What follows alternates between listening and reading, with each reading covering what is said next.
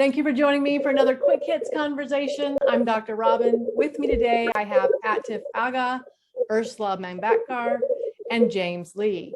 The question I want to ask, when does venting become toxic? Ursula, can you kick us off? Sure. So we all have situations in our lives where obviously we are connected with different people in our personal lives and professional lives and with our family members and friends and everybody else. How I look at it is everybody, comes to each other to vent out certain frustrations, had a bad day, have a bad situation, something really, really nasty happened with them. But when it gets toxic for me personally is when I start feeling things physically. For example, I start getting anxious when I'm interacting with them. Basically, sometimes what happens is people tend to speak about the same topic over and over again. And it's quite repetitive, like it goes on. I mean, if there is a situation in a friend's life which is just looks like a stalemate or things are not going here and there, and suddenly, because I'm an empath, it's very easy for me to attract all sorts of people who are literally like brain sappers. They don't ask your, consent whether it's okay to talk to you at that particular time. So, it happens very slowly. It builds on. Initially, you feel all charged up when something new crops up and you try to advise, okay, this is how you go about it. That's how you go about it. You be nice to them. But then they end up doing the same thing over and over again. So when it goes on and on, it gets toxic. Yeah, I hear you. Guys, I'd love to hear, what are your thoughts? When I look at this question, I think that sometimes the message is important to let other people know that something's wrong or kind of where you're coming from. That's all part of being open and reasonably transparent. For me, the issue comes when an emotional charge is sent with that message, especially to people who have nothing to do with the problem, okay? I mean, when you send that energy their way, you run the risk of changing their energy too. And that's really where the risk comes out. Mm-hmm. Yeah, no, I agree with you. I think you both touch a really important point. I think we are social beings, right? We need people to interact with. We love doing that. And I think it's a whole thing about moving away from venting to really looking for support. So setting those right boundaries and right context to why I'm talking to someone and raising that level of awareness with your friends, with your family, or anybody who looks up to you for support.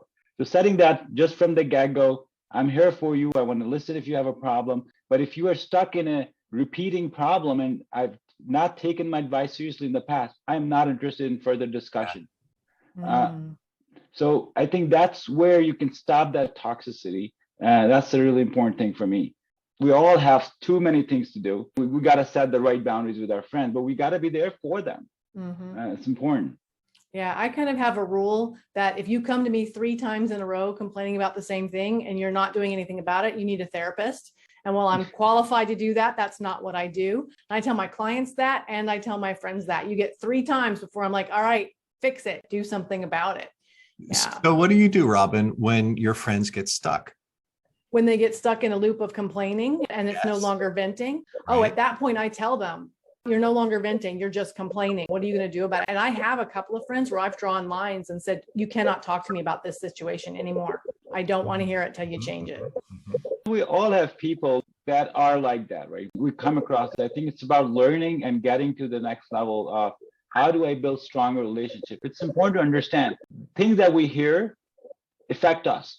The things we're saying to other people affect them. Words matter. So venting and going into all these kinds of unnecessary discussions, I'm past that. I think for me, it's important. If you have a problem, I'm here for you. Come in, let's discuss it. Just like you said, 3 times, same problem. Well, it's time to go to something else, do something different. So absolutely, I agree with you. I'd like to add something to this point here. So also, this kind of approach, it works when we are talking about external circle of references. Like if you're talking about family, we can't tell them that, we are also emotional. Yeah.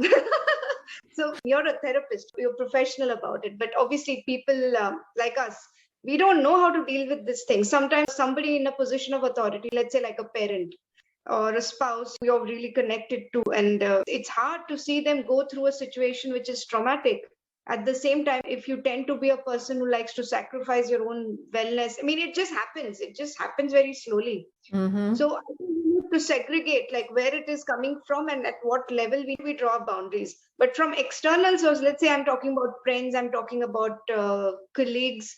I have come into contact with certain people who, under the excuse of venting, are actually playing confidence tricks. They're actually trying to get some information out of me, and they want to use this information to manipulate the way I deal with things to their benefit. So that is something which also, that this so-called venting is actually a toxic thing. Like, you know what I mean? They say that they have a certain trauma, or they say they're having a problem, but maybe this doesn't exist. So we need to be very careful what we take in and what we believe to be true. Jim, Yeah, go ahead. I believe there's an important thing to do here, and that is not to feed the vampire. Okay. So if someone's coming to vent to you and you over sympathize or over relate, sometimes that will perpetuate that session. I love the point that Ursula made, is it happens over time. So someone comes to you and you're super empathetic and you sympathize and you're trying to help them. And then all of a sudden you realize, oh my goodness, we're way over here. I should be back here. And you have to like push the boundary way back. And then they're offended because, well, but you're my friend. Yes, but friend line is here. This over here is therapist. So basically, you make this mistake enough time to learn when to send the boundary, basically. Over time, you mature and you learn what's really happening early on. It's actually very difficult to go back and set the boundaries again, right? Because you've already passed that. And it's another important thing is family, right? So I think when that comes to family, it's very hard to get out of that cycle. But at the same time, I think the important thing is we need to stop playing heroes. We are not. We got our own problems to deal with. Learn to understand those boundaries. A lot of time what we start with is like, oh, I can help this person. Well, let's do that. It's gratification for me. Well, we get stuck in that loop. If we get out of our own self-gratification issue, I think we know what's going on. We are very clear about it and we can make the right decision. It is hard. It is hard to let go of your parents or let go of your spouse or let go of that mental connection in terms of, I want to help them. I need to help them. No, you don't. They need to help themselves. And I think that has to be very clear. If you're not picking up, well, I can only help you 2 times. Maybe the 3rd time is the therapist. So when does my venting become toxic? How do I notice it in myself if I've gone past the point of actually being useful? People start avoiding me. Yes. And they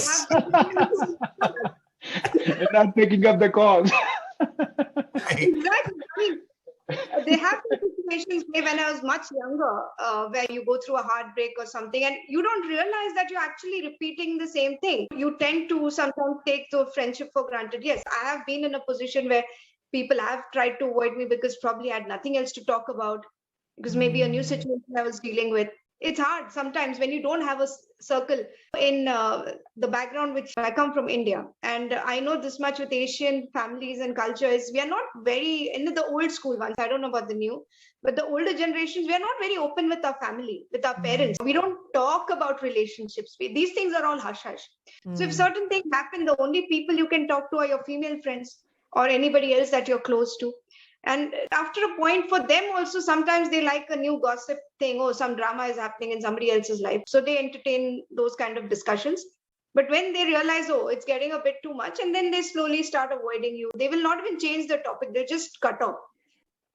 I think what's really helped me improve myself in terms of when I'm really venting and when I'm really conscious of what's going on with me is start writing, right? Writing a journal once in a while. Just put your thoughts on paper, and you'll be surprised how much clarity that brings to your thought process before you even go to anybody else.